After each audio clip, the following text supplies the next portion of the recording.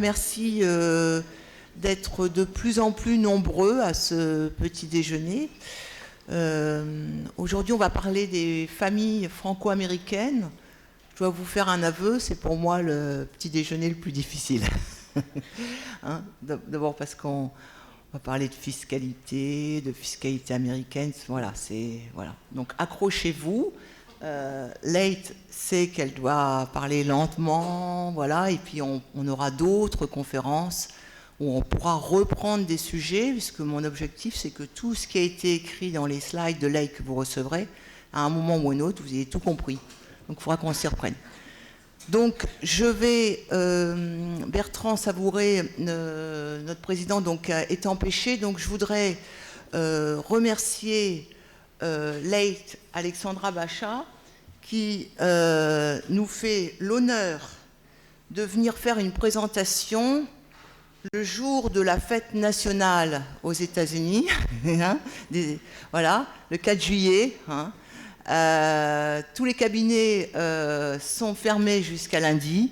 Donc merci beaucoup Leigh d'être parmi nous aujourd'hui et de travailler alors que je crois que tous les Américains sont aujourd'hui en short, dans les parcs, en train de faire des barbecues. Tu m'as dit ça hier, voilà, c'est ça.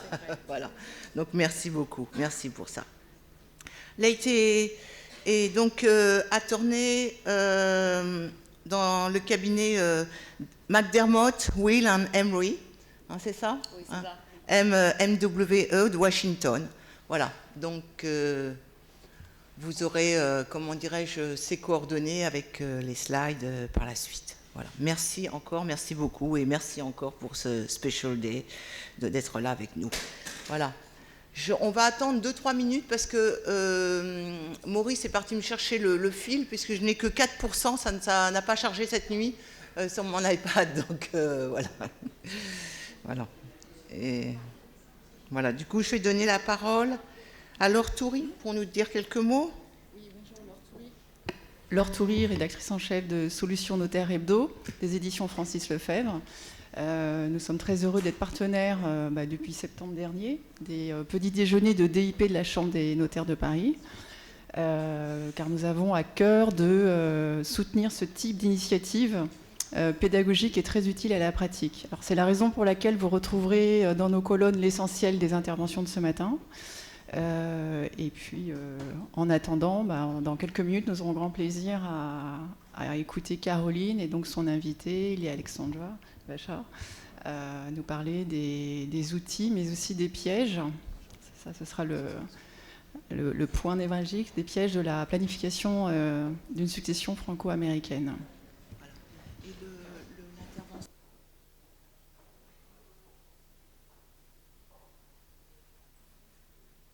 Oui, effectivement. Le précédent petit déjeuner de DIP, certains d'entre vous y étaient sur les pactes successoraux suisses. Et nous aurons un article vraiment très complet de l'intervenant qui paraîtra prochainement ou plus tard à la rentrée. Vraiment très complet, sans doute sous forme de dossier d'ailleurs.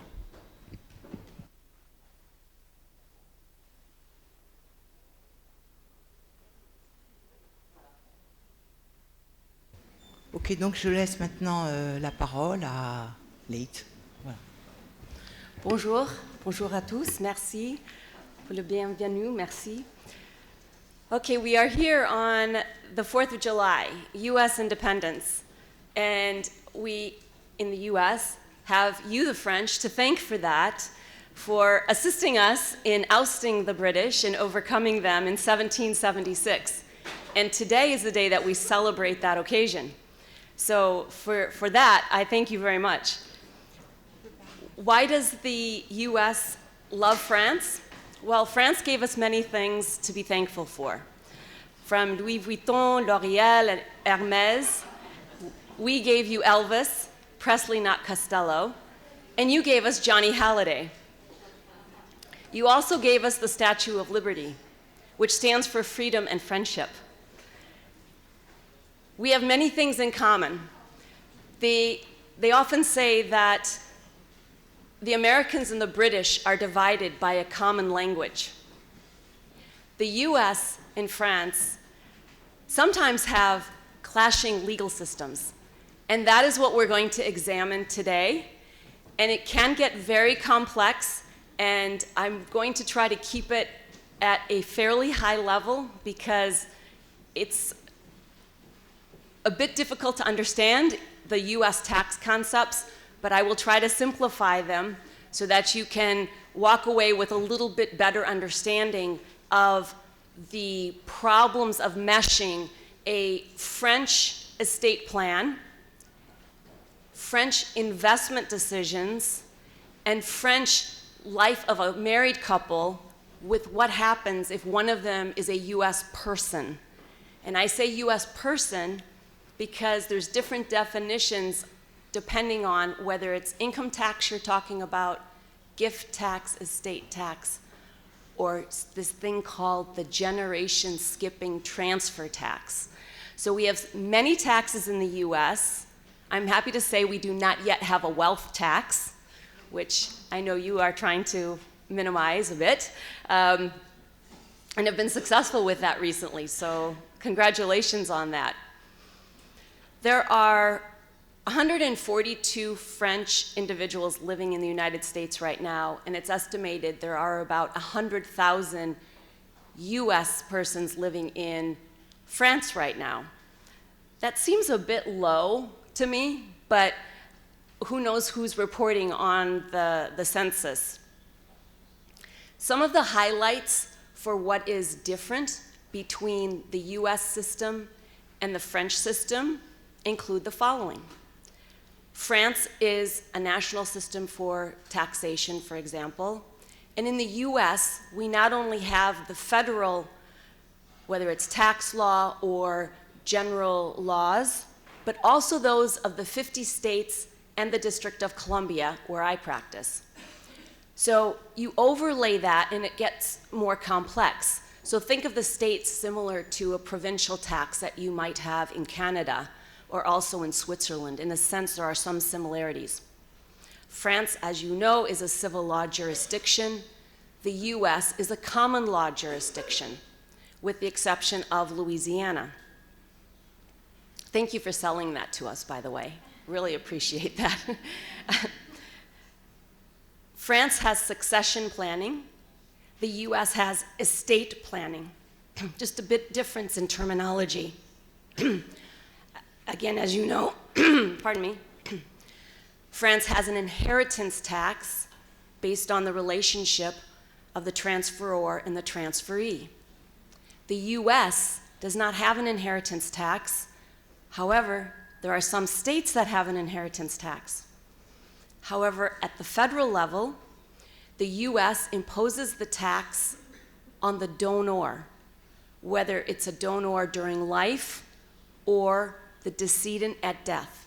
So they look to the person doing the transferring, not the recipient. And it's not based on the relationship of the donor and the recipient like it is in the French system. So that is very different.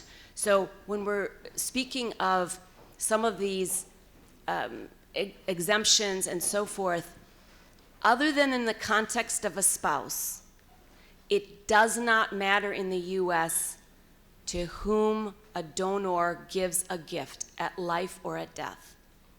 It can be a stranger, it can be a stepchild, it can be a grandchild, does not matter, the rules are the same.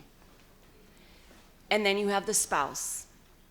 So anybody other than a spouse and the spouse is sort of how they divide the recipients. And the rules will be in those two camps, not based like in France where is it a third party, is it a stranger and you're at 60% tax, or is it a descendant and you're at a 45% tax? It doesn't work like that in the US, and that's a significant difference. In France, you have the default being the community property marital regime. The marital regime is actually very important because the way it is treated in the US is a bit different. So in France, I think your default community marital regime is the communauté réduite aux acquis. And you could deviate from that. For example, if you have a contrat de mariage, you could change it to the séparation des biens, and so forth. In the US, what the marital regime is depends on where is the couple at the time an asset is acquired. So, for example, in the United States, and I'll get to a slide on this, by the way, in the United States, there are fewer than a dozen, so only about 10 states have community property. That's it, out of 50. That's not very many. However, 50% of the US population lives in those 10 states. So it is a significant issue. Also in the US, when one moves from state to state, for example, from a community property state to a non-community property state. I'll give you an example. Moving from California to New York, from a community property to a non-community property state. The question is, does the community property retain its character, or does it change because now you're in a separate property state? So we'll go over some of that, but just trying to highlight some of the distinctions. Because of these distinctions, we have traps. And what I'm going to try to point out today are the traps that I personally have discovered in dealing with many US-French cross-border planning matters. And things that one would think are normal in France, a typical situation, for example, using the usufruit nous propriété planning, very typical in France, I believe, has some real problematic characteristics and consequences in the US. Investments. Investing in an assurance vie can be very problematic if your client is a US person, whether it's a citizen or green card holder or resident of the US. It can be extremely problematic. And I will touch on some of those also. The reporting considerations are also very burdensome for US persons, even those living in France. So we will cover a bit of that also. Just for a moment, I'm going to talk about income tax and then not talk about it much after that, because the focus here is on really the succession planning and the estate planning and dealing with transfers of wealth and so forth. However, let's just talk about the income tax rates for a moment. In the US, it's always portrayed that France's rates are so high and it's so burdensome because it's because of all the very nice social services, good medical care, good education, so for good reason, you get something for your taxes at least. In the US, I'm not quite so sure. But the US also has very high tax rates because it's not just the federal rate, which was just reduced in effective January 1 from 39% down to 37%, but we also have to tack on the state income tax rates. And some of those can be quite significant. California has the highest rate of 13.3%. You have to add that to the 37%. In some jurisdictions, there's even a city tax. New York City is a perfect example. Somebody living in New York City has to pay the federal tax, top rate of 37%, the state tax, which is 8.82%. They love fractions in the US. And then on top of it, a city tax of 3.876%. Why did they not round up or round down? I do not know. But that's the rate. So essentially, you're talking almost a 50% income tax rate in the United States. Isn't that pretty comparable to what it is in France? I think it's pretty... It's the same. The same, right. It's the same. And now, who is subject to that? US citizens, even if they are living in in France, including what is often referred to as the accidental American. Who is an accidental American? Somebody that happened to be born in the US, went to perhaps French parents, who happened to be studying over there, getting a master's or whatever, born in a hospital in the United States, is an American. another, Boris Johnson is an example, although he's not French, but he was an example of that.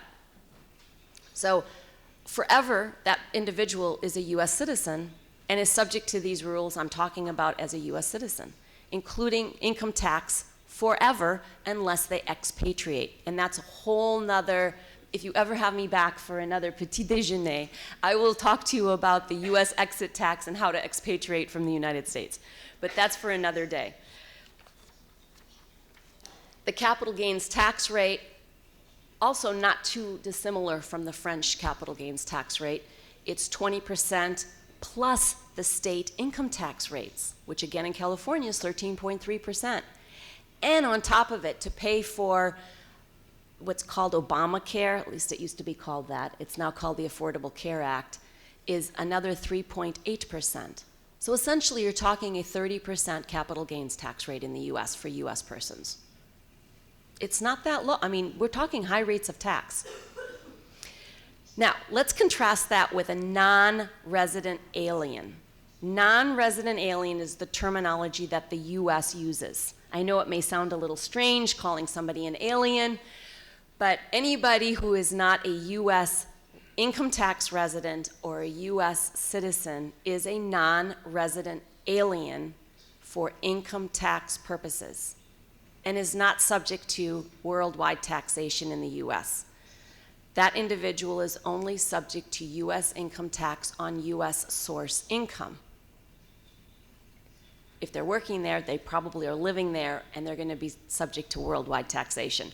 But if they're not and they're investing, so they live in France and they're investing in the US, whether it's in real estate or they have a portfolio of stocks and bonds, if it's passive income, it's going to be taxed at a flat 30% rate. Frankly, that's better than for US persons, frankly, right? Almost. So if you're comparing it to 50%. So, however, the US-France income tax treaty often reduces that 30% to a lower rate, oftentimes 5 to 15%, depending on what the source of the income was. Okay, that's all I'm going to talk about for income tax. Now I'm going to switch gears and talk about transfer tax. What is transfer tax? Transfer tax is 3 types of taxes: gift tax, estate tax, and generation skipping transfer tax. So 3 taxes in the United States constitute transfer taxes because they're imposed on the transfer of wealth from the donor to a donee. How much is going to be charged, what rate, any exemptions, that's a different story. But all 3 of those transfers of wealth can trigger a transfer tax. The rate is 40%, just so you know. So, and again, regardless of to whom it is passed. So that's why it differs from the inheritance tax rate. So if somebody makes a lifetime gift or transfers asset at death or makes a generation skipping transfer tax distribution, the highest tax rate is 40%. Now, who is taxed? I probably should start using some of these slides. Are you understanding so far? Is this okay that I'm not getting bogged down in the slides? Because the slides are about 70 slides. And the reason why they are quite extensive is I wanted you to have a resource to go back and consult with. I suggest yes. When I let you find your slide, okay? Okay. Et si vous avez un regret au sujet du micro, n'hésitez pas, c'est le moment de vous lever pour aller en chercher un, parce que c'est très reposant. Hein. Moi, je suis, voilà, j'ai 100% de l'information. Merci, les traducteurs sont parfaits. Donc, si vous avez un petit regret, hein, voilà, vous pouvez aller chercher un petit, comment dirais-je, petite traduction.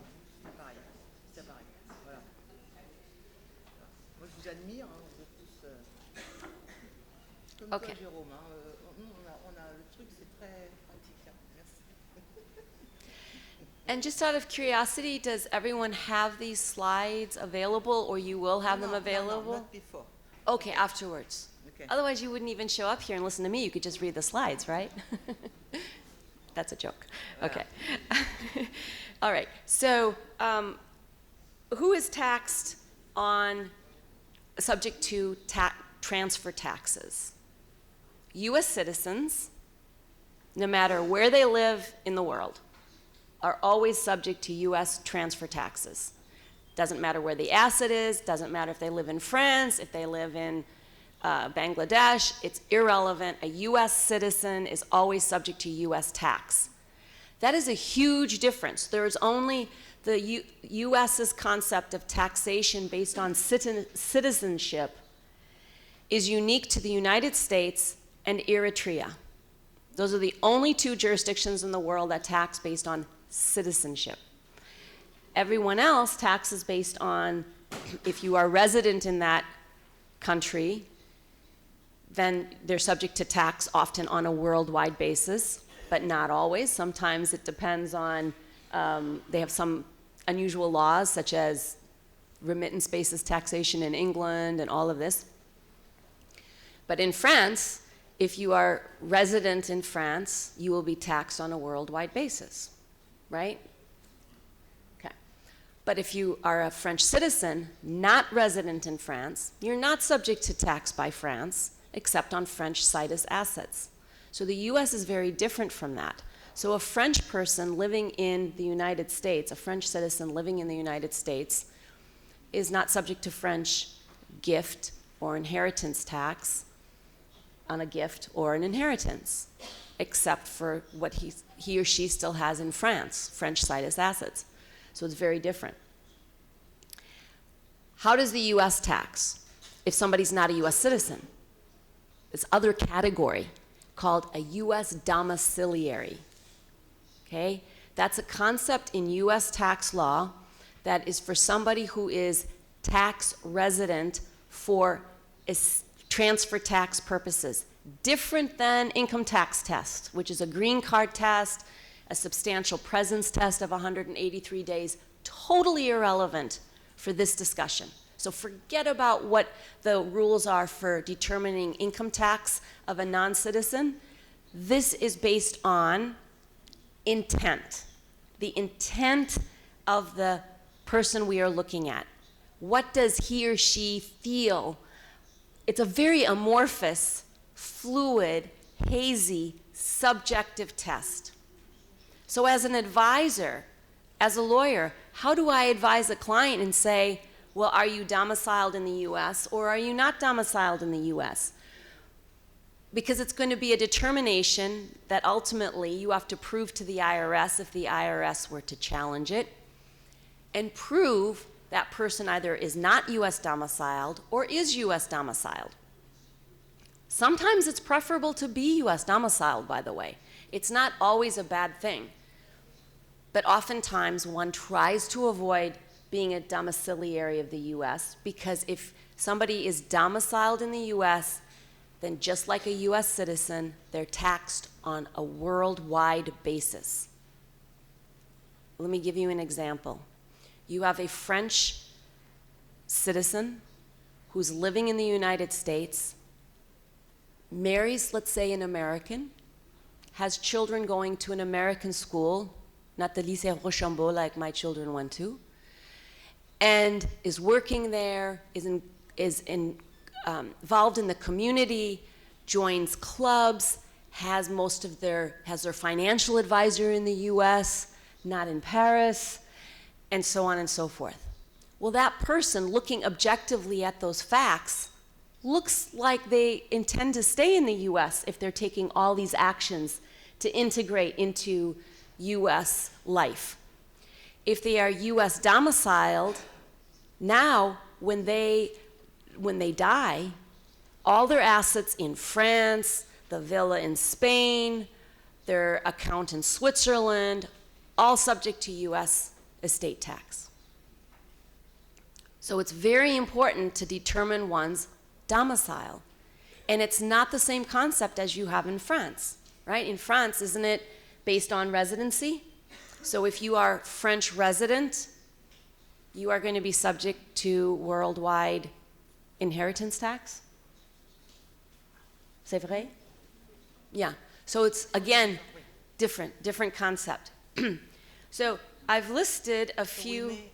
What Sorry. what you're saying is we may have sometimes difficulties is because the person may be domiciled in US and resident in France. Because in US, what is important is the intention to stay there. The intention is a little bit more important. Exactly. And in France, is you are there with the intention to stay there, but not permanently. So you have the residence in France. So Right. sometime, okay. And that is a So- great lead-in, Caroline, to the treaty. And, I will have the treaty resolved that question. Okay. Yes, Okay. but that is excellent, because when you, exactly that point, and this is a good time to mention that, if you are resident in both jurisdictions, because you have different ways of testing it. So in France, let's say you're living here, you're a resident, but you're considered domiciled in the United States because you intend to return there even though you're temporarily here, for example, working for Airbus or something, who knows, then you have both jurisdictions trying to tax on a worldwide basis. So what they do, you look to the treaty and do the treaty tiebreaker and determine who gets primary taxing jurisdiction. Under Article 4 of the treaty, it'll give you the tests. Okay, so the domicile we talked about. Let me see where I am on this. Let me just look at the time, because I stop at 10 o'clock, then we do questions, so I just want to make sure we cover everything. So, but I think this is important to sort of lay the big picture groundwork, and then we can get into specific examples.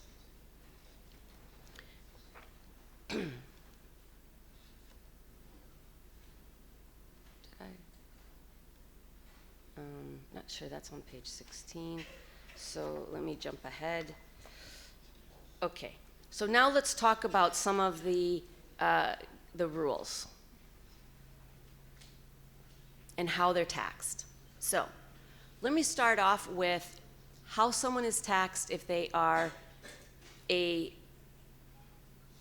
US person, so US domiciliary and a US citizen. We said worldwide taxation of all assets no matter where they are. The tax rate is 40%. However, depending if it's a gift tax or an estate tax, there are certain exemptions. I think I'm going to go to this chart.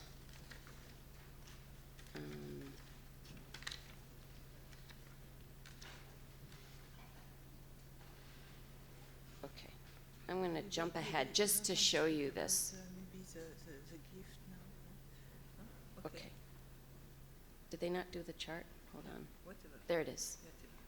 Because Okay. now it's succession, so. Okay. Yeah, I should go back to the gift. Sorry. Yeah. I think we can say gift. Yeah, let me do the gift, and then I will do the worldwide success, the other one. Okay. So, when you have a transfer for gifts, so during life, there are certain exemptions. And the exemptions are very helpful. We call these exemptions in the vernacular freebies, because the US takes them out of the tax net. What are some of these freebies? There's an annual exclusion that a US citizen or domiciliary can give, and a non-resident, a non-domiciliary. So absolutely anybody is subject to this rule. $15,000 per person per year. So let me give you an explanation.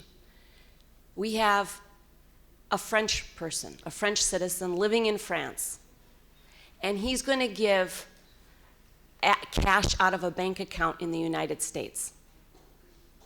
Cash in a US bank account is considered US situs. It's not a good thing. It means it's subject to gift tax. but he can give his 10 children $15,000 each. So he could make a gift of $150,000, no gift tax, no problem.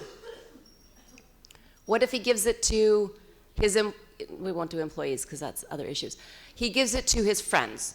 He has a birthday party, only 15 people show up, he gives them each $15,000, he just transferred $150,000.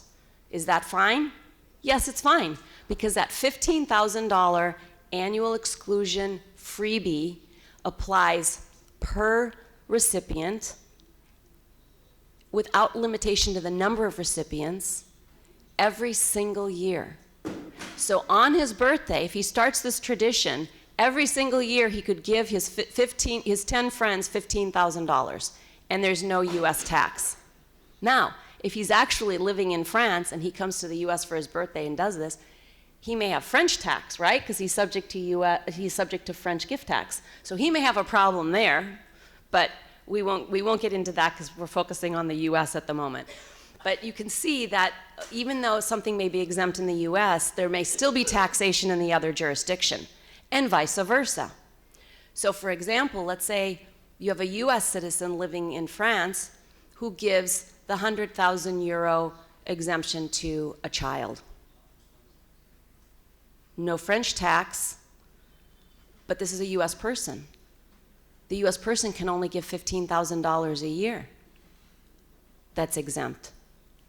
What happens if somebody exceeds that? Then you look, well, okay, what do we do now?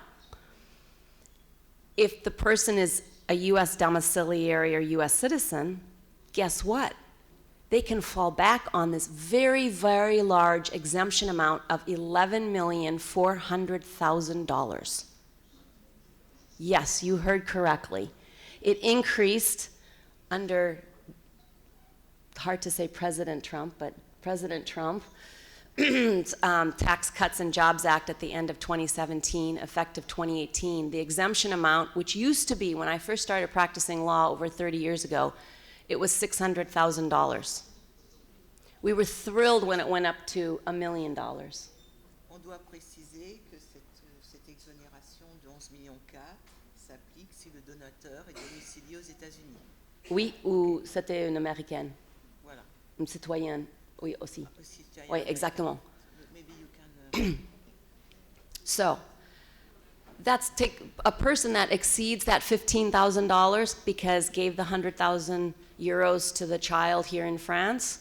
If it's a US citizen or a US domiciliary, that person can rely on an exemption from US tax of up to $11,400,000. Now, that is going to sunset, i.e. expire, i.e. change, January 1, 2026. On that date, the very large $11,400,000 exemption will drop down to $5 million. But it's indexed for inflation from 2018, so they expect it to be $6 million in 2026. But whatever it is, it's going to be less than what we have now, unless Congress either extends it or makes other changes. So it's something that is somewhat volatile. So you always have to look in the year of the actual transfer to see what exemption amount applied at that time. So it's very important to follow the year of the gift and what exemption applied at that time, because a US citizen or domiciliary uses that exemption over an entire lifetime. So if it's not used for lifetime gifts, because they didn't give anything over the $15,000 annual exclusion, for example, so they never used any of it, they have the full amount available at death. If they give the $11,400,000 during life, they have none of it left at death, and the entire estate will be taxable at 40%. So it's a very useful thing. So US citizens and domiciliaries have to file gift tax returns to keep track of that exemption amount for their entire lifetime. So from the very first gift that exceeded the $15,000 or whatever the annual exclusion was at the year of the gift, because that too is indexed for inflation, by the way, but it doesn't go up very high year to year. They have to keep track of that exemption amount, because what they don't use during lifetime is available at death. But it's only one exemption, and it may reduce. What if they gave away the full $11,400,000 in 2019, and then they die in 2026 when the exemption's only $5 million? Good news is the IRS clarified they are not going to claw back that difference because they used the full exemption during life. So put that aside. Okay. May I talk about another freebie? Another freebie is the spousal exemption.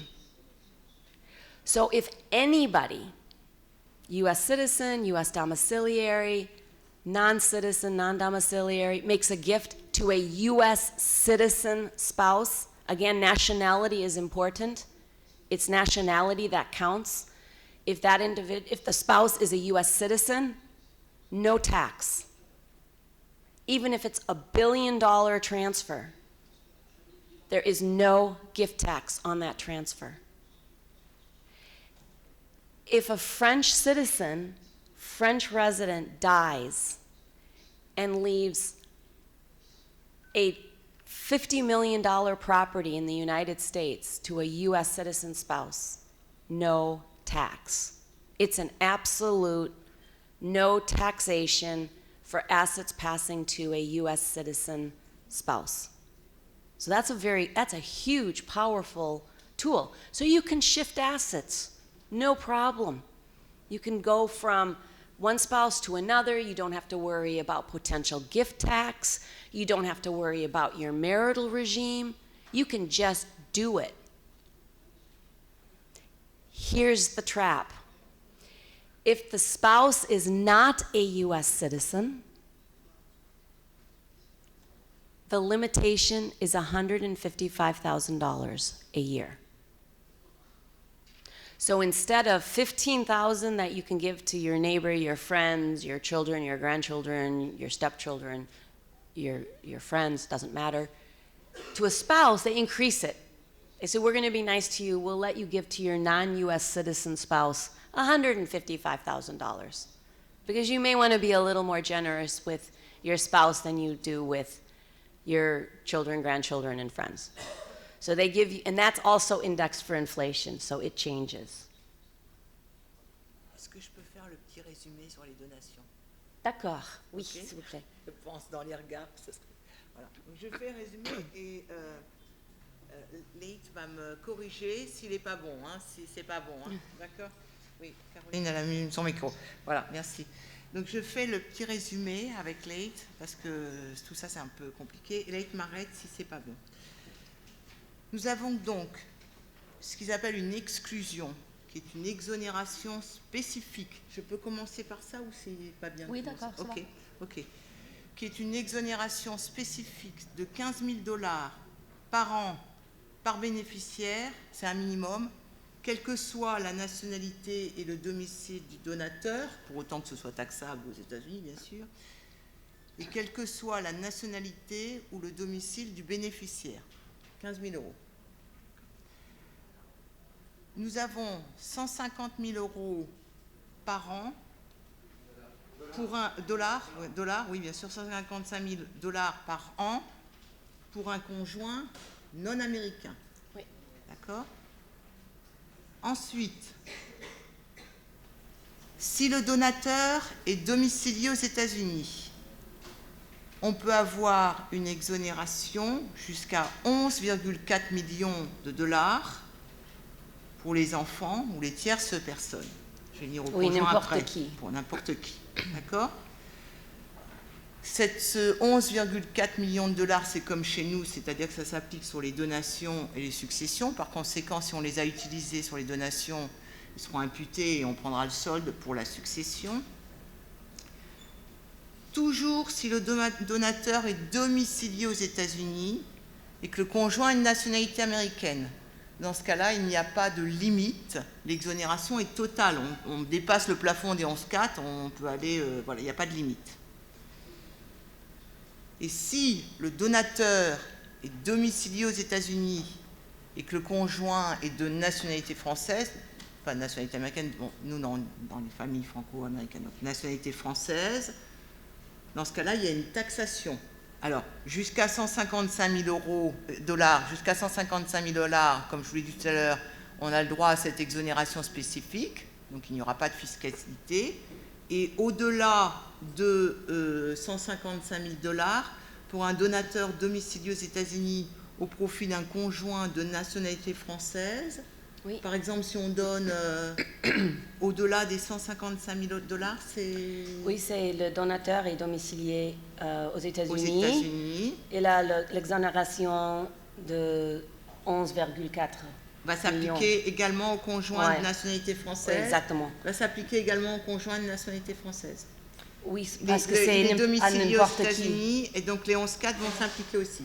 D'accord. Oui, parce que Donc en fait, ça veut dire que si le conjoint est domicilié aux États-Unis, oui, non, pardon, si le donateur est domicilié aux États-Unis, you follow me? Oui. Le donateur est domicilié aux États-Unis, on a une exonération de 11,4 millions qui peut bénéficier à un conjoint oui, français. n'importe qui. D'accord. Ouais. Et si le conjoint est américain, dans ce cas-là, on dépasse le plafond des 11,4 et on va, il n'y a, plus de fiscalité. Oui. D'accord. Si le donateur n'est pas domicilié aux États-Unis, il n'y a pas d'exonération pour les donations entre vifs. Donc il y a une taxation, sauf les deux petites exclusions dont je vous ai parlé, de 15 000 $ et de 155 000 $ au profit du conjoint. C'est ça? Parfait, exactement. C'est ça. Ok. Oui. Voilà. Vous aurez un petit slide de résumé sur ça. Voilà. Oui. C'est bon là? On peut reprendre? Tu comprends? Voilà. Bon.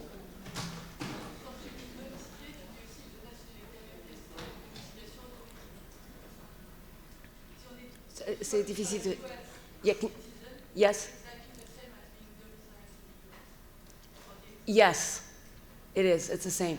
So Anne's question Oui. is... Est-ce que, donc là, vous étiez en train de dire, est-ce qu'on peut assimiler domicilié et de nationalité américaine pour Oui. les principes que je viens de donner? Oui. La réponse est oui. Oui, exactement. C'est la même chose.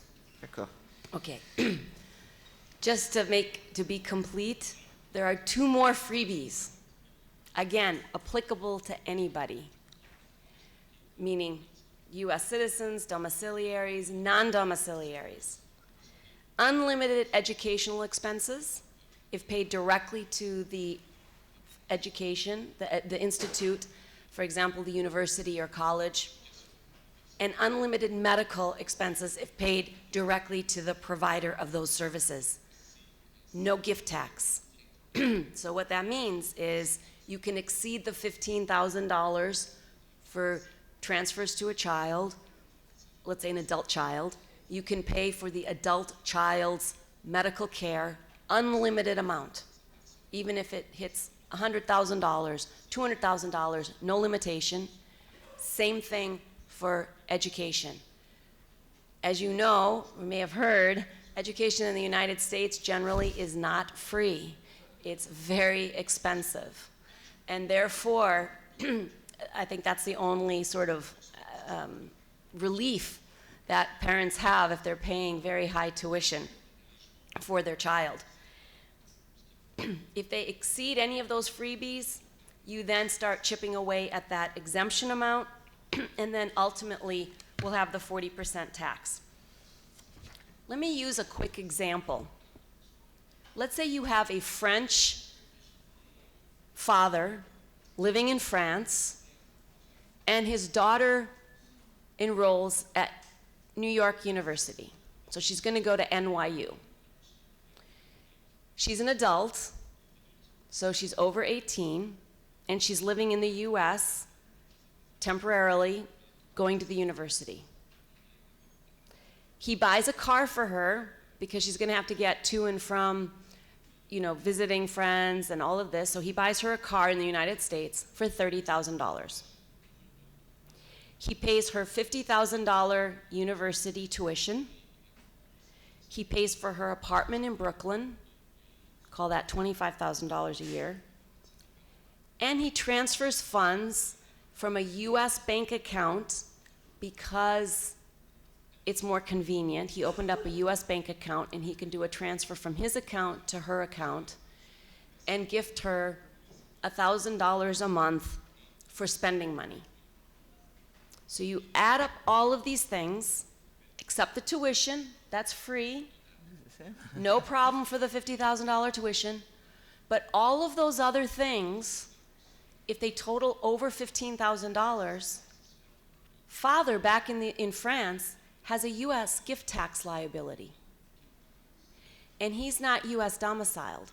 He doesn't get an $11,400,000 exemption. He gets a zero exemption. None to absorb the excess over the $15,000 gift. That's a problem. You say, well, won't the treaty help? No, the treaty won't help in the gift tax situation.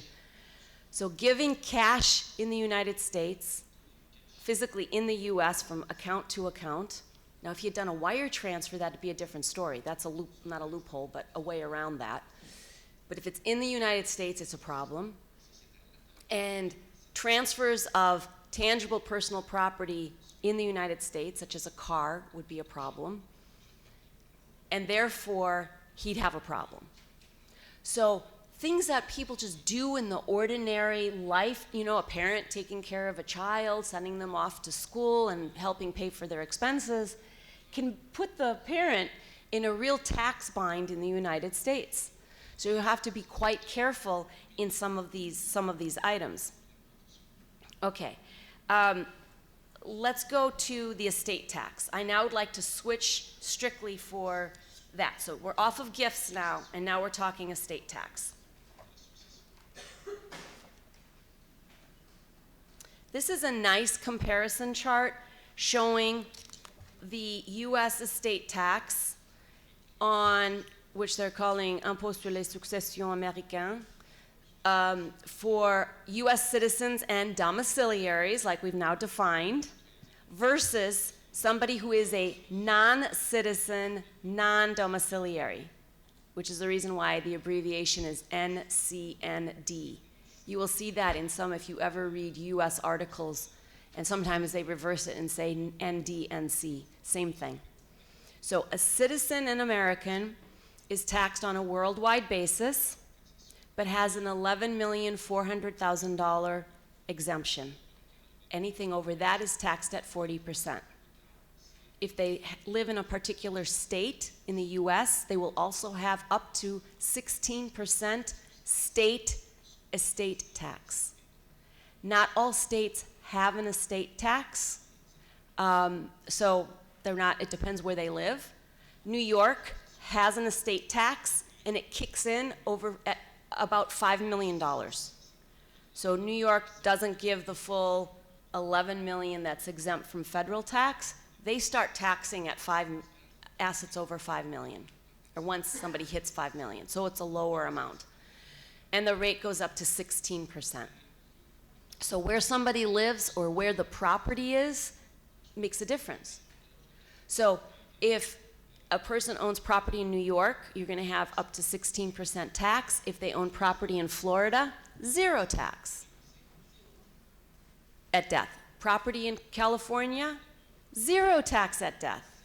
So you have to really look and see, because that's an added 16% potentially, and that could be significant depending on the value of the property. Okay. 19. Okay, here's the states with estate tax. It shows those here. So the yellow shows states with an estate tax. And as I mentioned, some states also have an inheritance tax or an inheritance tax. And some states have both, an estate tax and an inheritance tax. So you just have to be wary of that depending on where the individual lives. By the way, this is markedly different from 10 years ago, where almost all the states had an estate tax. It's recent, there's a recent trend to repeal the estate taxes in various states, and that's why it's down to just a handful of states that now have it. Okay, let's now turn to the treaty. The treaty is an incredible benefit and has so many features like no other treaty that the United States has. So the United States has 15 treaties, and as you can see, one of them is with France. Some of these treaties are practically worthless. They're old treaties, they're from the 1950s, sometimes even like Italy, the 1970s. They're not very good. But some treaties are superb. I would put France as being one of the best treaties in our treaty network. And the reason for that is the way it was negotiated provided tremendous benefits. And there have been several protocols to the original treaty. One protocol is in 2004, and it changed some things significantly. But they are generally all improvements providing benefits for those who are eligible to take advantage of the treaty. Okay, let me jump ahead. I'm on 26. Okay. I mentioned a little bit about the income tax treaty, but I want to focus on the estate and gift tax treaty. So essentially, what the treaty does is it provides for a couple benefits, main benefits. One is the treaty tiebreaker rule, where I mentioned if both jurisdictions, both countries, both the United States and France wants to subject the same individual to worldwide taxation. So for example, you have a US citizen living in France, that's a perfect example. Both countries are gonna say, we get to tax that person on a worldwide basis. The treaty says, well, that wouldn't be fair, or we're gonna have double taxation for that person. So what the treaty does is it says there'll be a tiebreaker to determine who gets to have primary taxing jurisdiction. And there's certain sets of rules based on where does the person live, what are the closer connection ties, the sort of the center of vital interest, where is the habitual abode, ultimately what is the nationality, and if they're a dual national, then it's subject to competent jurisdiction, so they let the US and France competent authority work out this individual's facts to say who has primary taxing jurisdiction. Let's say it turns out to be France. If it's a US citizen, guess what? The US still gets to tax them. But the US will give a full credit for what France doesn't tax. Now in reality, let's just talk the majority of people that may be subject to this. Right now, given this $11,400,000 exemption that a US citizen has, if they're under that amount and they're living in France, yes, the US is gonna still tax them, but if they're under $11.4 million, there's no US tax.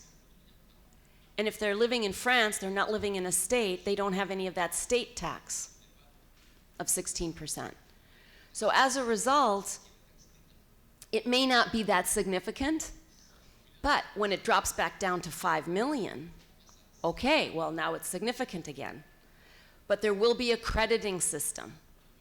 So now, let's talk about what is subject to tax if somebody is not domiciled in both jurisdictions. So let me give this example. We have a French citizen living in France who bought assets in the US. Well, what's gonna be subject to US estate tax when he dies? US real estate,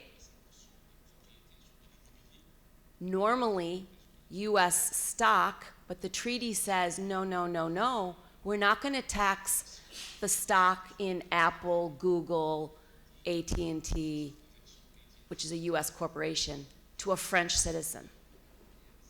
it's going to be the asset is going to be re-sitused, resituated back to his country of domicile, because again, the US uses domicile concept, to France. So let's France treat it, tax it, and there's no tax in the US. Contrast that for somebody who does not get to use the treaty. I know this is Franco-American planning, but look at how harsh this is. You have somebody who's living in Switzerland. By the way, that treaty is a situs-based treaty, so it doesn't apply. Living in Switzerland, is a Swiss citizen and resident, and has a $10 million US stock portfolio. Maybe it's in a Swiss bank, maybe it's at UBS, but it's invested in US stock market, and he dies. He will only have a $60,000 exemption, and that stock portfolio is going to be subject to tax at the maximum rate of 40%. The French treaty, by contrast, if you were living in France, says, no, we're not going to tax the US stock portfolio because those assets are going to be treated as sitused in France where the decedent is domiciled.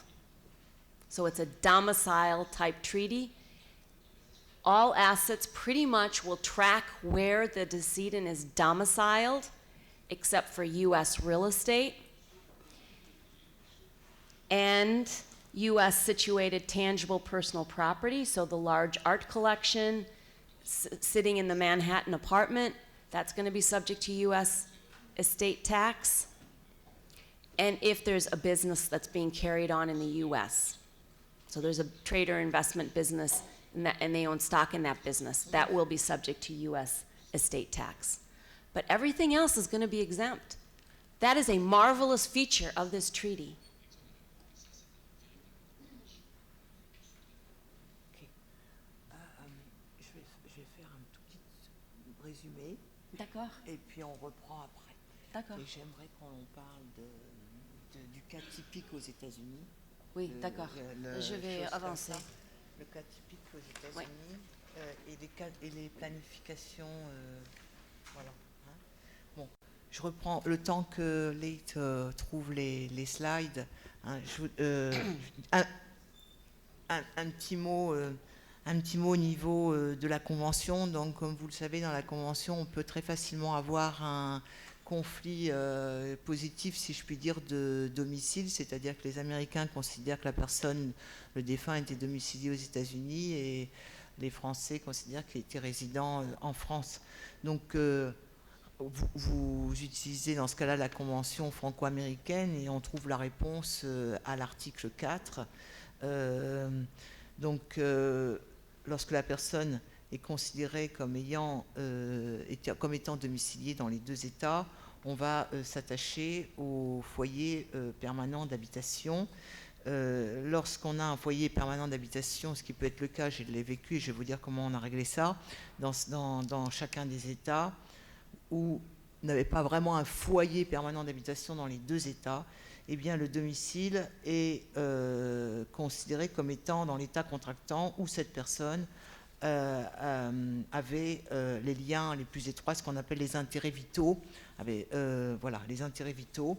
Et puis, si la personne avait le centre de ses intérêts vitaux, et si on ne peut pas le déterminer, eh bien le domicile est considéré comme s'étant trouvé dans l'État où elle séjournait de façon habituelle. Ce qui veut dire qu'on va s'attacher, avec la Convention franco-américaine, on va s'attacher aux intérêts vitaux en premier, avant de s'attacher à la résidence habituelle. C'est un peu...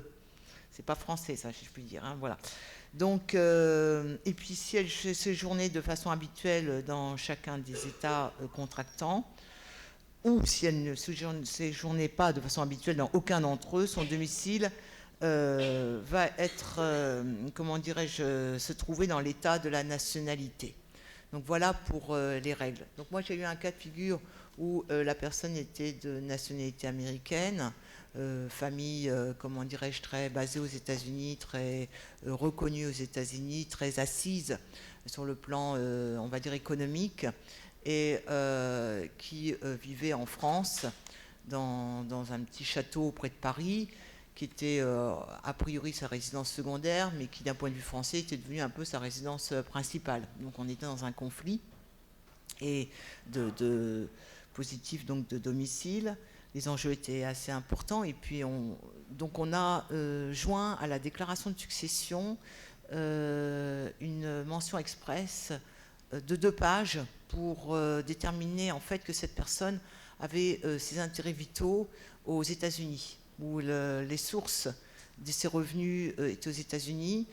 Si elle se faisait soigner en France, et notamment à l'hôpital américain de Neuilly, c'est parce que sa famille avait financé dans le passé l'hôpital américain de Neuilly, etc., etc. Et on a, ce qui était vrai d'ailleurs, c'était vraiment, cette personne était très, très américaine de culture, avait aussi une maison aux États-Unis, etc., mais comme dans ces familles extrêmement aisées, etc., finalement, il y avait un attachement à la France. C'était un peu comme si j'avais ma résidence secondaire qui devenait à la fin de ma vie un peu ma résidence principale, mais j'ai toujours gardé ma résidence principale dans l'autre État. Voilà, c'était très subtil, mais avec le centre des intérêts vitaux, on a pu considérer que cette personne était domiciliée aux États-Unis, et puis on a également indiqué à la recette des non-résidents qu'aux États-Unis, on avait déposé une déclaration de succession en considérant que le domicile était un domicile américain. Voilà. Sinon, ça veut dire que la recette française doit un peu se battre et rentrer en conflit avec l'administration fiscale américaine. Voilà. Et je pense qu'ils n'ont pas eu envie non plus. Enfin, voilà. Je voulais vous dire ça au niveau du domicile. Ensuite, je pense que je vous ferai un tout petit résumé sur la fiscalité de la succession pour un petit peu éclairer à la fin, comme je l'ai fait pour les donations. Et je vais tout de suite redonner la parole à Léc, qui va nous montrer peut-être ce qu'on fait. Enfin, c'est toi, tu vois de quoi tu vas nous parler là, la convention entre les États-Unis et la France concernant la planification matrimoniale. D'accord. Les culottes? Oui. On va parler des culottes. Bon. Ok. Alors, on s'accroche et on va vers les culottes. C'est parti. D'accord. Okay. Let me mention that assets passing to a non-U.S. citizen spouse are not fully exonerated, right? There's no 100% marital deduction or spousal exemption to a non-U.S. citizen spouse. That's where nationality matters. U.S. citizen spouse, no limit. Now, what if you can, the surviving spouse is a French citizen? What happens there? And also, what happens with respect to the decedent who's not U.S. domiciled but has investments in the U.S.? So I was mentioning, okay, it's basically real estate primarily if they're not domiciled there, because if they're domiciled, they get the full 11.4 million. But if they're not domiciled, so they're living in France, but they have investments in the United States, they get a pro rata portion of that $11.4 million exemption. And that pro rata portion is determined U.S. assets compared to worldwide assets. So let's say the decedent owns a $10 million property in New York City, and his entire estate is $20 million. So he has 10 million sitting in France, and he's got 10 million in this piece of real estate in the US. 50% of his assets are in the US. So he gets 50% of the $11.4 million, which is a little over 5 million. So he has a little over 5 million that's going to apply to that $10 million flat. He still has exposure.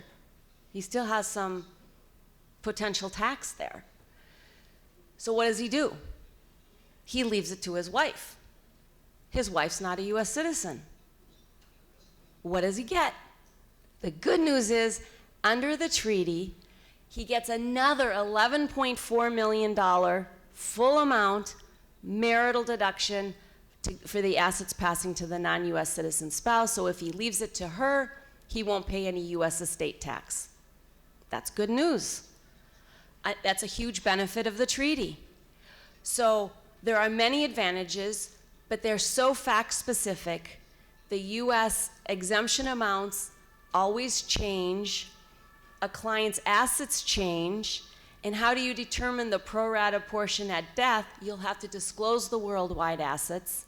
Not all clients like to disclose all of that to the US government. It's a matter of preference, but it can be done. So there's some true benefit there. But let's say the French decedent's estate was much higher than that. The assets in the US, because he also had business assets that are subject to tax and so forth, let's say it's $60 million. Now what does he do? He does the pro rata portion of the 11.4 million. He gets an 11.4 for his wife, but he's over that. So now what does he do? He can forego the treaty benefit of the 11.4 million to his wife and put those assets in something called a Q dot trust. Q dot is an acronym for Qualified Domestic Trust. And what it does is it lets that French decedent defer tax, so there's no 40% tax to the IRS, defer it until his wife dies many years hence, hopefully many years. So it's a deferral mechanism. And why is it in this special kind of trust? Because that way the US is guaranteed that when the wife later dies, the tax of 40% will be paid then on whatever amount it grows to. Let's say it doubles in value, it's going to be 40% on the doubled value. So when making this decision when a decedent dies to put it in a Q dot or pay the 40% tax, you have to weigh the values, appreciation, age of the clients. There's no one set solution for that particular client. You have to, and no one has a crystal ball, so sometimes that decision can be difficult. But you have options, and the Q dot is one option. The Q dot has a US trustee, usually a bank. If there are distributions of capital from that trust, they will attract a 40% Q dot tax. Ultimately, when the spouse dies, there will be a 40% Q dot tax. Income distributions are not subject to the 40%. So those can come out. If there's tremendous hardship, they can be exempt, but that's pretty rare because they look at other resources. So there are a few exemptions. Q dot requirements are very technical. I have some of the requirements in the slide deck. I'm not going to go into those now, but just be aware that's what a Q dot is all about. A Q dot is used when the amount passing to a non-US citizen spouse is over whatever exemptions apply. And the exemptions are usually an exemption under the treaty. And that's the only time you would use it. Personally, we don't like Q dots because they're tax inefficient. We know that at the end of the day, they're going to get hit with that 40% tax. So if we can rely on the treaty benefit and have assets use the 11.4 million exemption to a surviving spouse under the treaty, we would do that and not do the Q dot. Let's say it's 15 million going to the spouse. 11.4 million would be exempt under the treaty. The other roughly 4 million is going to be taxable at 40%. It would be better to pay 40% on that 4 million than to take that whole 15 million and put it in a Q dot and subject it to 40% tax later on. So you can't take both. You can't take the treaty election, take the 11.4, and put the excess into a Q dot. That is not permitted under the treaty.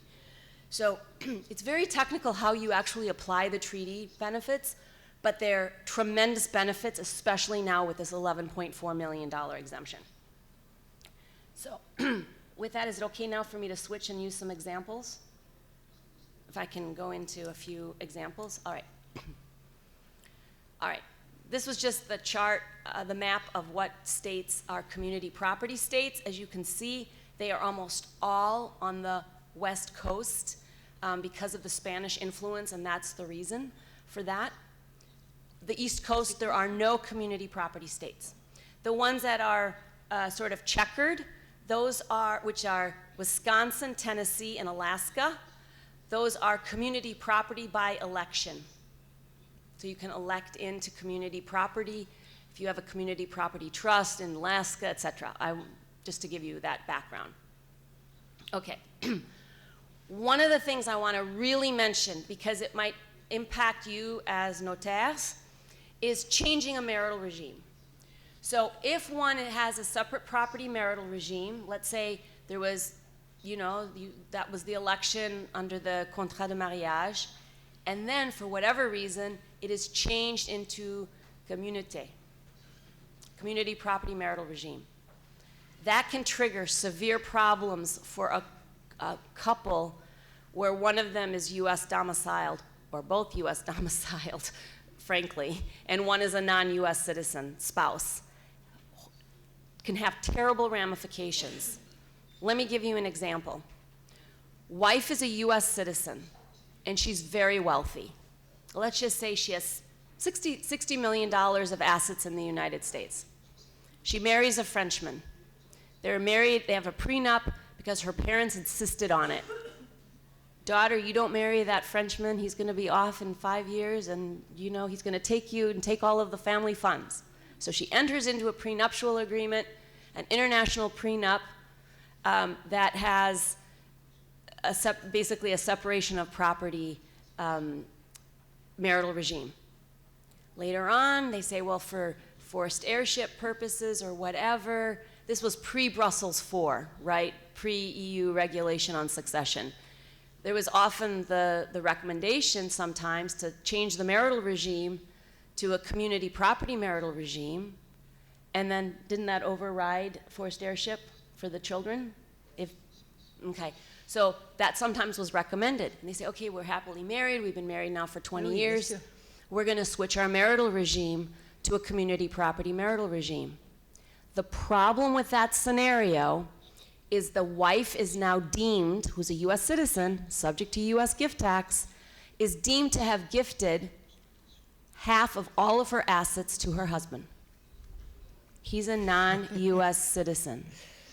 That is subject to US gift tax because it's over $155,000. She can give him $155,000, but if it exceeds that, she's going to use up her exemption amount, which is $11,400,000.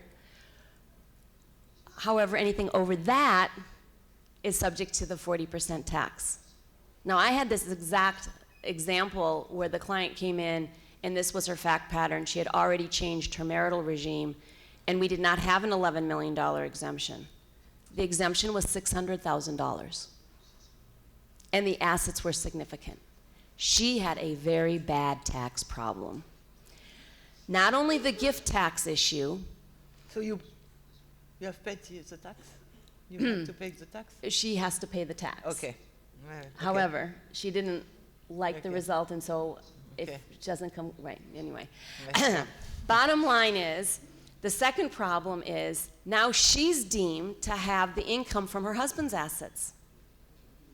So now she has to pay US income tax as a US citizen on a worldwide basis, the income that's imputed to her under the community property marital regime under US tax principles. So now she's paying US income tax on income of her husband. Thirdly, there are now reporting requirements. She's now deemed to own all of her husband's assets, including his assurance vie, his foreign mutual funds, his SCI, all of that, which triggers an enormous number of forms and reporting obligations under US tax law, because the US says any US person who has anything to do with anything foreign has to report it and let us know about it. And if that US person doesn't let us know about it, we're gonna whack that taxpayer with tremendously harsh penalties, very harsh penalties. You may have heard of the foreign bank, the FBAR penalties. That's what got, was what took down UBS in Switzerland at the time. 2008, all of those issues that were going on. Now we have FATCA. We have a lot of things that have, the world has become extremely transparent, but the FBAR was a very big deal. There are tremendous other forms and consequences to that US citizen now who's deemed to own half of all of these assets. Fourthly, There's a concept under US tax law to make a corporation from opaque to transparent. It's called an S election, S for small business corporation. Non-resident aliens are not allowed to be members of an S corporation in the US, or it converts into a C corp. Her family corporation that they had was an S corp. The conversion to the community property marital regime means now her husband is deemed to own 50% of the shares, her 50% of the shares in the S corp. He's a non-resident alien. Disqualification of the S corp, it is now a C corp subject to double taxation. Let me tell you, her family was not happy. So it can be tremendously problematic. I think the moral of the story here and the rule of thumb is, if you have anybody involved in a transaction who has anything to do with the United States, whether it's a green card holder, US citizen, even if that US citizen speaks impeccable French and was born and raised in France and has been living here his or her entire life, get US counsel to help advise on any kind of transaction, because there could be really detrimental ramifications as a result. One more thing regarding spouses.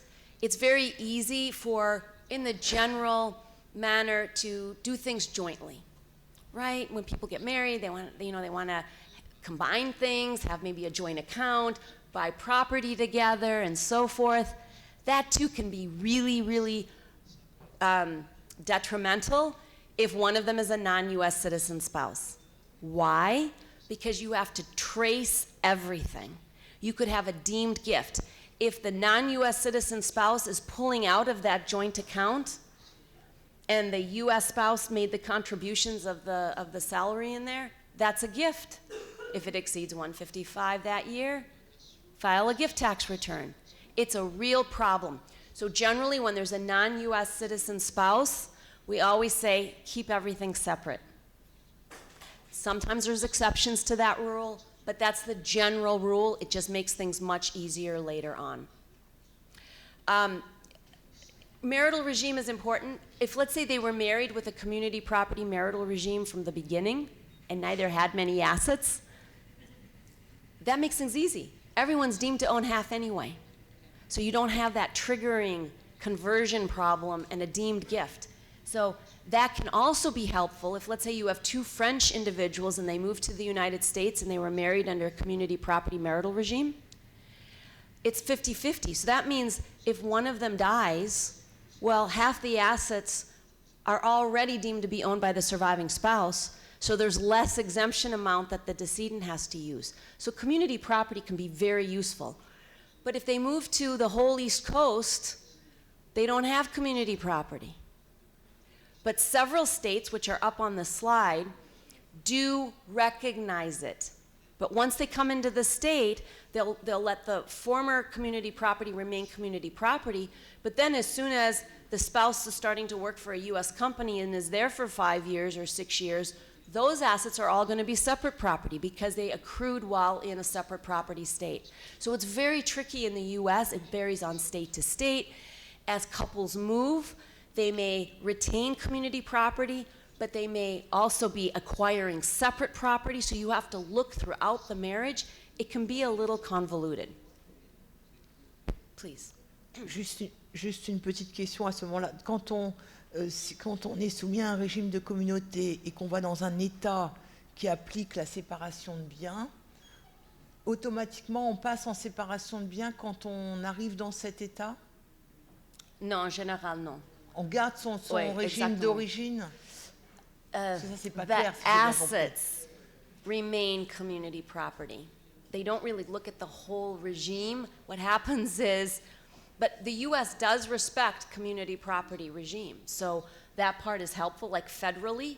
But if they acquire separate property in a state and it's separate property because it accrued while there, then that is going to be separate property. So you're going to have two split regimes. It's not one global regime for all of the couple's assets. You can have 80% are under community property and deemed 50-50, and 20% that accrued while living in New York are separate property.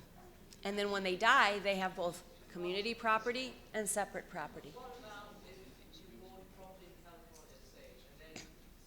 On n'entend pas la question, il faut que tu viennes ici, Catherine.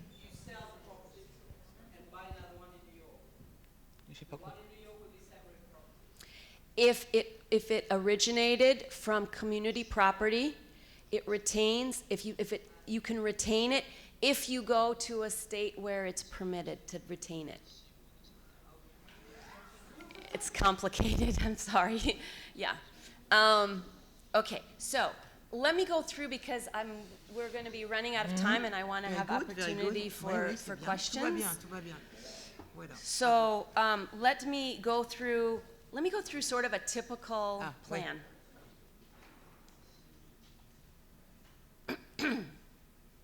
Okay. Typical plan in the United States. You have two, let's just call them U.S. citizens before they come to the U.S. They're in the U.S., and what do they have? Typically, most U.S. Couples are going to each have powers of attorney for financial assets, a power of attorney for medical decisions, and a revocable trust. Cover your ears. I know revocable trusts in general in France are a bit persona non grata, right? They can be very difficult to deal with and problematic in France because of the way they are taxed. Sometimes that could be a benefit, depending on what the situation is, the reporting requirements, and so forth.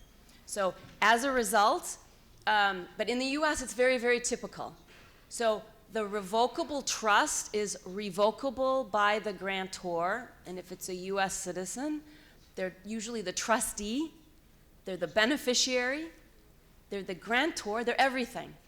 So the IRS considers it a non-event. The IRS ignores the trust altogether and treats assets titled in the trust as if they still belonged to the grantor. Sometimes in the US it's called settlor, right? Settlor and grantor are used interchangeably. Settlor. Okay, so it's very common, it's very useful. Why are they used? To avoid probate in the US, the estate administration of taking assets in many jurisdictions. They may have, a property in New York where their principal residence is, but they also have a property in Miami, and they've got, a family farm in Nantucket. Well, what do? They'd have to go to probate in 3 different states. It's not like in France where one notaire can handle it everywhere, right? Not like that in the States. You have to get a separate lawyer in each place. You have to do qualification in each place. It's complicated. You put those properties in the revocable trust, no probate. Doesn't change anything from a tax perspective in the eyes of the IRS, but it helps for probate avoidance. It's also confidential. It's not public. A will is a public record. Trusts are not. If the settlor becomes incapacitated, has a stroke, can't manage his or her $10 million portfolio, the successor, alternate trustee, can step into the settlor's shoes and manage the assets for the settlor during the settlor's remaining lifetime. What happens when one of the spouses dies? The powers of attorney go away. They do not apply after death in the United States. They terminate. So you don't find them in this picture after one spouse died for the decedent spouse. That's when the will kicks in, because wills don't take effect until death. So decedent spouse dies, the will comes in, and what it does, it's called a pour-over will sometimes is the terminology, because what it does is it takes assets that didn't get into the trust during the lifetime, right? They forgot to transfer the bank account into the trust, so the bank account now has to go through probate. They got the real property in, so they avoid all that ancillary administration, but they forgot about a bank account that was in the decedent's sole name. The will take that asset through probate and then pour it into the revocable trust. So everything ends up in this trust as a receptacle, essentially. And then it will do whatever the instructions are for what happens after the settlor's death. So it says, okay, I'm the settlor, I have this trust for my benefit during my lifetime, but after I die, I want to have a sub-trust of my $11,400,000 exemption to benefit my spouse and my children. That's the family trust, or trust familial. And the amount over that, because otherwise it's subject to 40% tax, I'm going to put, I either give outright to my spouse, save the 40%, or put it in a trust, because maybe it's a second marriage situation and I want to make sure the assets really end up in the hands of my children and not in the hands of a second wife or a third wife or a fourth wife. So I may not want to give it to my husband outright. I may want to put it into a trust. That's the trust matrimonial. Now, if the spouse isn't a U.S. citizen, I'll make an election and make that trust a QDOT. It's an election. It's a QDOT election. I can do that with this scenario. So that's the typical situation. Then when the surviving spouse dies, all the assets in the trust familial and the trust matrimonial all pour into trusts for the descendants. Sometimes it's paid outright to them. Sometimes it's held for generations, because we can do that in the U.S. There's a saying that, Americans don't mind giving assets to the children, they just don't want them to enjoy it. So they tie it up in a trust sometimes with strings. They're worried about that pesky son-in-law. They're afraid the son-in-law married the daughter for her money. So they're not going to give it outright to the daughter, not because they don't trust the daughter, they don't trust the son-in-law. So there's reasons for trusts in the U.S. that you can do, but you can't really do here in France. So that's the typical situation. Je voudrais juste ajouter, quand vous avez ce cas de figure, par exemple s'il y a des biens situés en France, etc., n'oubliez pas de lire et le testament dans son intégralité et le trust révocable dans son intégralité, puisque le défunt fait son testament, on vous présente son testament, il renvoie les biens ou l'actif dans son trust révocable, et c'est parfois en page 10 du trust révocable que vous allez avoir d'autres dispositions à cause de mort. Voilà. C'est que je donne mes biens, je fais un testament, je donne mes biens à mon trustee de mon trust révocable, ensuite je prends l'instrument du trust deed, du trust révocable, et je vais trouver dans ce second instrument, qui souvent est dans les délais et antérieurs au testament, je vais trouver dans cet instrument les dispositions à cause de mort. Est-ce que je suis correct, Slate? When I say I can have some disposition for this in this deed? Yes, you can. Yes, you can. You can say anything you want. Bon. You can have it all go outright to a spouse. Okay. You can have it all go to children. You do not need to create these two sub-trusts. Voilà. But I'm just kind of showing you the kind of typical situation for those with a large estate. Typique. Et donc ensuite, on voit à gauche, on a le trust familial qui va bénéficier ou aux conjoints ou aux enfants, ou aux conjoints et aux enfants. Oui, je vous rappelle, comme on l'avait dit dans une précédente séance, que à chaque fois un trust, les bénéficiaires, le trust doit contenir la disposition. Est-ce que les bénéficiaires bénéficient du revenu ou du capital, ou du revenu et du capital, hein. Voilà, c'est toujours cette distinction qu'il faut faire, et à mon sens, cette distinction est importante aussi pour notre analyse du point de vue fiscal, hein, si on a des dispositions, si le bénéficiaire reçoit que du revenu, ou s'il reçoit du revenu et du capital. Et puis, comme vient de vous dire Leïd, donc le surplus va passer au-delà de l'abattement, va passer dans ce trust matrimonial pour bénéficier en quelque sorte de l'exonération au profit du conjoint, oui, c'est bien ça? Oui, et c'est exclusivement pour le conjoint. Pour le conjoint. Et donc là, de nouveau, on pourra avoir si c'est une grande fortune, on pourrait imaginer que dans ce trust matrimonial, le conjoint n'ait droit qu'à des revenus, ce qui laisserait intact le capital pour... Ah non, là, ça serait que pour le conjoint, ça, hein. Ouais, c'est que pour le conjoint. Donc c'est pour que le conjoint. Donc là, le conjoint pourra avoir ou du revenu et du capital. Oui, exactement. Voilà. Ouais. Voilà. So it's very flexible. The settlor can basically, in the U.S., we don't have forced heirship rules. So there's no réserve, no compulsory share. A testator, a decedent, is free to do with his or her assets anything he or she wishes.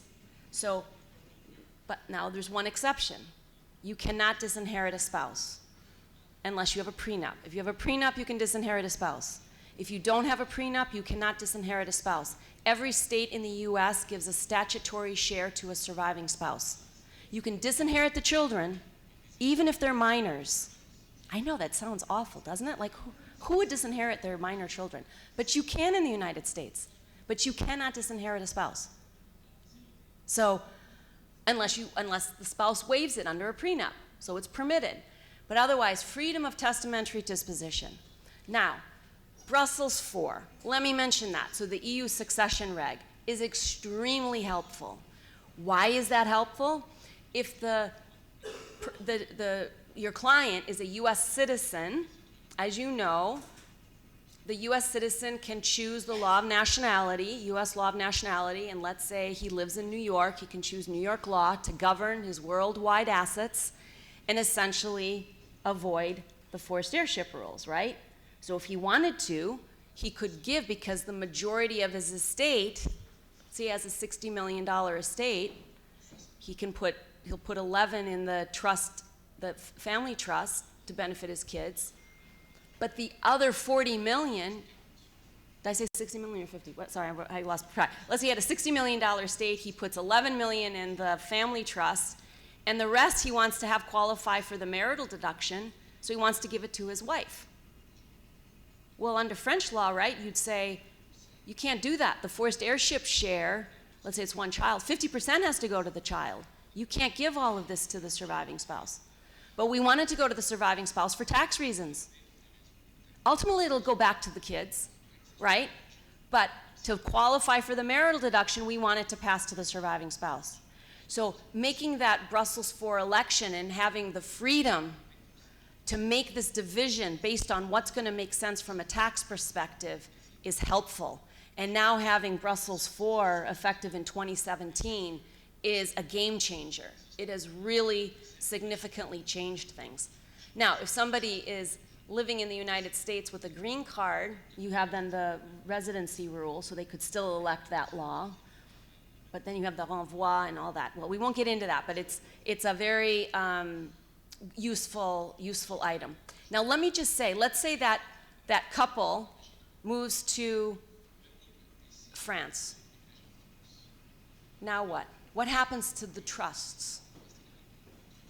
Well, that could be problematic in France, right? Now, let's say it was created while they weren't French resident. Let's say it's before 2011. You know, you have sort of that. Things are sort of grandfathered. But you're going to have French issues there. Let's say they stay in France, but one of the beneficiaries moves to France. Sorry, they stay in the United States, and one of the beneficiaries moves to France.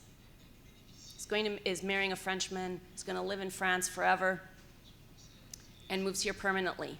Well, now that trust is going to be subject to the French trust reporting rules, right? Event filings, annual filings, disclosure. That's not very good, right? So what does one do? One may consider doing an isolation trust. So what we would do with that revocable trust is remove the child that's moved to France as a beneficiary, and instead name a trust. The beneficiary is that daughter that moved to France. The isolation trust will be reported to France because it has a French beneficiary, but it doesn't have any assets in it. It has $1. Okay? It just sits there waiting for when the parent dies and the assets are going to go to that child at death, then it gets funded. And then it's going to be subject to all the French reporting rules and all of that at that time. But maybe it's going to be an outright distribution at that time. But for the moment, what happens is it permits to not have to exclude that child, but avoid potentially the French trust reporting rules. They only report the isolation trust and not the full revocable trust. Okay? So that might be something to consider. So there's planning to be done when there's trust and there's going to be a US person. Okay. Given that we're going to be running out of time, yes. En fait, si je comprends bien ce trust d'isolation que l'on prépare pour la succession future, ok. Oui. Ça permettra d'y mettre les biens qui ne seraient pas taxables conformément à la Convention pour un résident français. First of all, there are no assets in there. OK. So, I mean, $1, so it's not a tax issue. It's trying to minimize D'accord. the Mais- reporting of the U.S. revocable trust for U.S. settlors where one beneficiary happens to be living in France.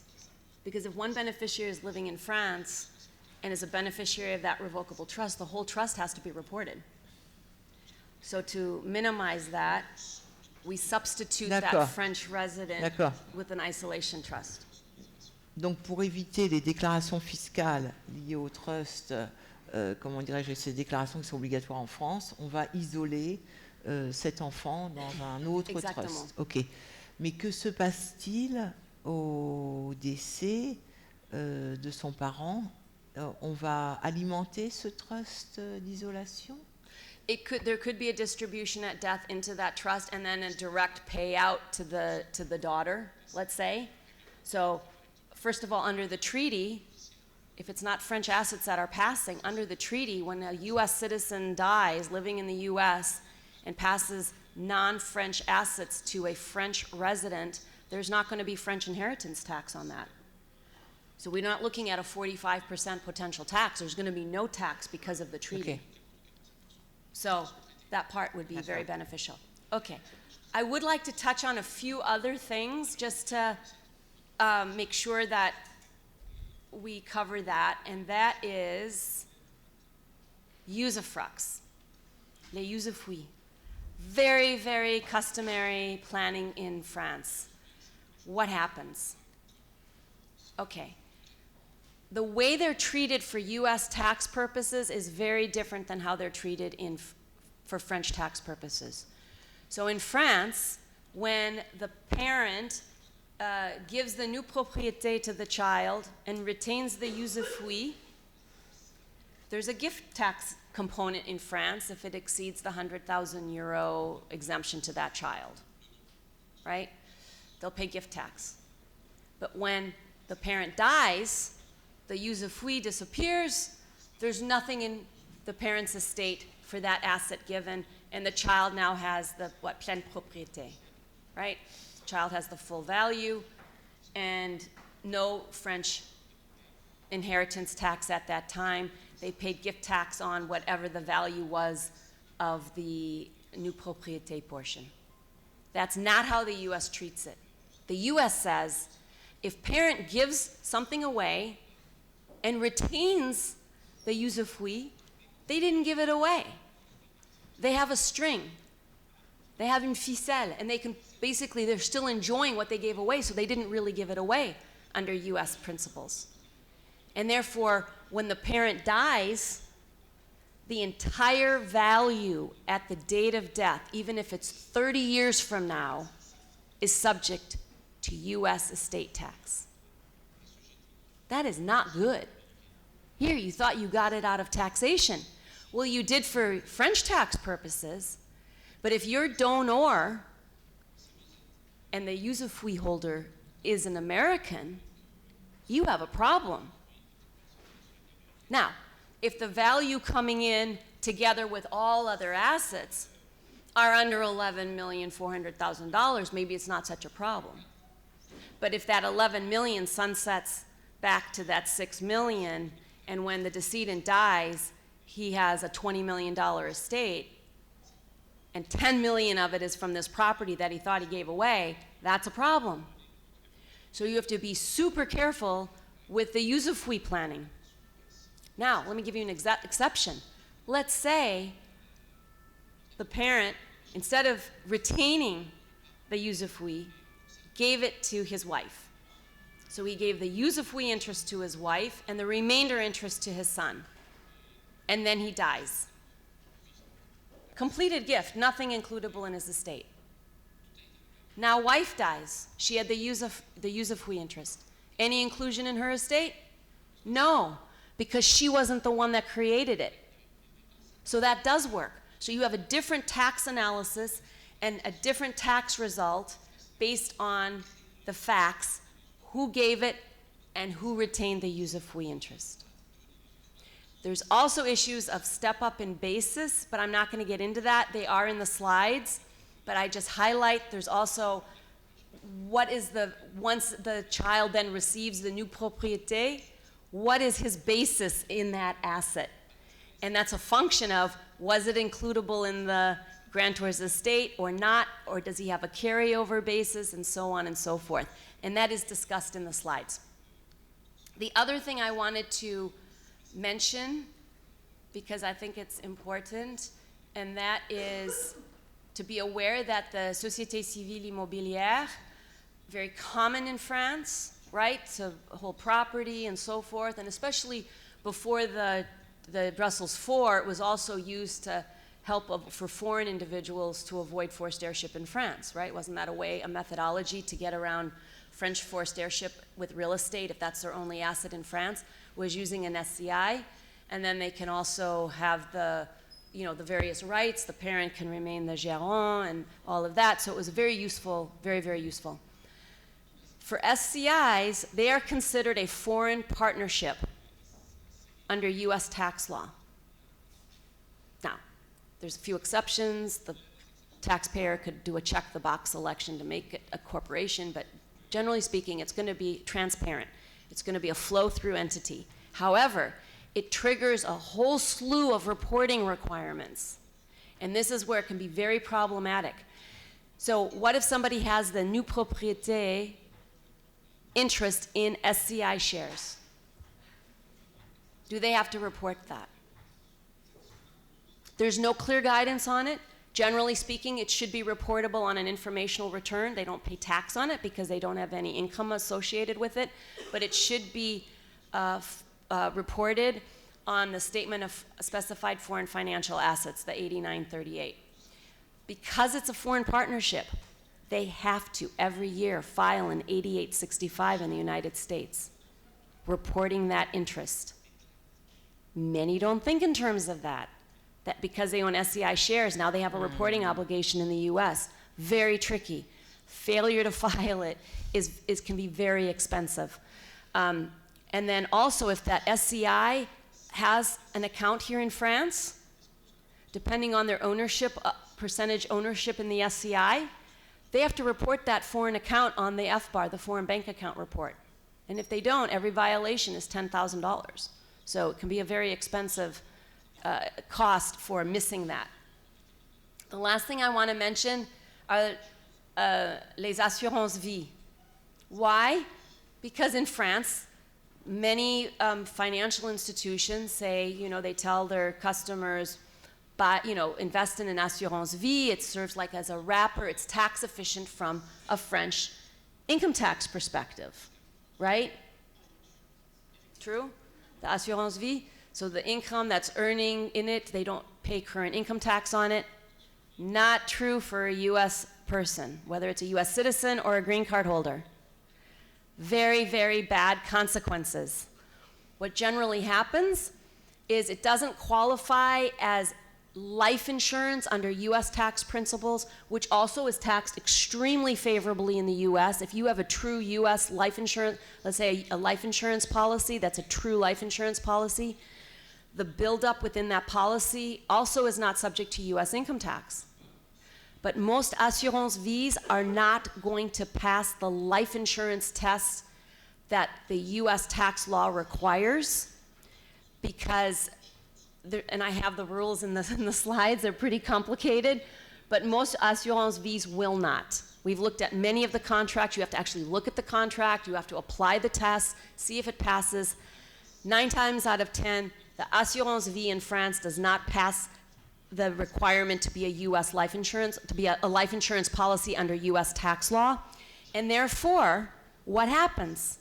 The US won't give it that beneficial tax-free treatment, and instead will either tax every single year the benefit. You're not paying tax in France, but you have to pay it in the US. You have a mismatch. Then when it ultimately comes, you pull it out and you're living in France and you pay French tax, well, you paid tax to the US many moons ago, and let's say 10 years prior, and you can't get a credit because it's the wrong tax year. It's a problem. Furthermore, most of the investments in an assurance vie are considered like foreign mutual funds or passive foreign investment companies, also known as PFICs. PFICs is a dirty word in US tax law because they are taxed extremely unfavorably. Americans do not want to have PFICs. Any US person, green card holder, this is an income tax issue, green card holder, US resident, or US citizen living in France, it is a huge problem to own a PFIC because there is an interest charge, it accumulates daily for the entire ownership period. You could end up wiping out the entire investment when you take out a distribution. Not a good thing. Americans should not own assurance vies, in my opinion, without doing the full analysis and weighing the risks of it being, having PFICs at the underlying amount. I'm going to do 1 minute on, I have okay? I can talk about, okay. Une minute, okay. Not all states are holographic wills acceptable. I know holographic wills, one in the testator's entire own handwriting, are quite common in France. They may not be recognized in the United States if there's assets in the United States or the decedent ends up moving to the United States and dying there. So there's a whole variety of issues. These are the states that are not permitted, are in red. In green, they are permitted. Whether they are recognized depends on the state and the formalities of where it was executed so it gets a bit complicated. I don't want to go into all the details, but needless to say, they can be problematic even though they are valid in France. Let me give you, do my quick example? The example, so the quick example. I know that she wasn't French. She was French born. She became an American citizen. She happened to have been in Switzerland, fell ill, did a holographic will in Switzerland, which is valid in Switzerland, right? You can do holographic wills in Switzerland just like you can in France. And then she died. And that was her only will. In her will, she disinherited her 2 sons. She hadn't seen them for over 40 years. Didn't want to leave anything to them, wanted to leave them to other family members. She had property in Switzerland, France, New York, and Florida. What law applies? Florida says, okay, it's a holographic will. We don't have holographic wills in New York, but if it's validly executed, if it's valid where it was executed, which was Switzerland, we'll accept it.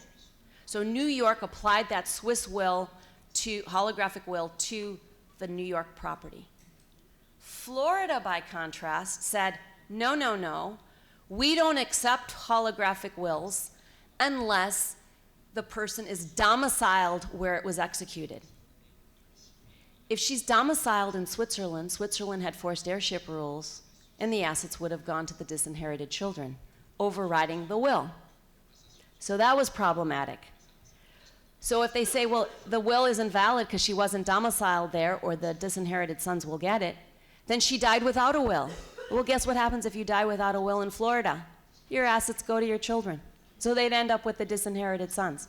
So you have conflicts of law rules with holographic wills sometimes. I just wanted to point that out because they are pretty prevalent here in France. And I know I've now come to the end of my presentation here, and I did want to leave you with a thought from Honoré de Balzac, who I really, really adore. And in English, he said, laws are spider webs through which the big flies pass and the little ones get caught. En français, les lois sont des toiles d'araignée à travers lesquelles passent les grosses mouches et où restent les petites. I hope today, with today's presentation, none of your clients, big or small, will get caught in that spider web. Thank you very much.